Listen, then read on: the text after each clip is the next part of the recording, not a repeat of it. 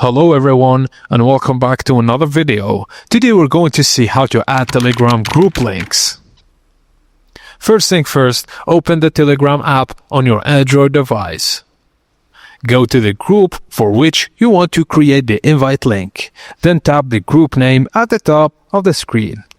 On the next screen, you'll see group info members details. Just tap members. Now select invite group via link and you'll see generated invite link along with captions. Copy link to save the link to your clipboard so you can pass it anywhere, and share link, which opens a share menu so you can send it through another app.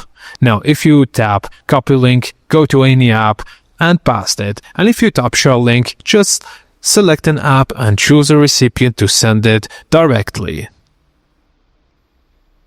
And that's it guys, I hope you enjoyed it, thank you for watching, and please don't forget to like and subscribe for more.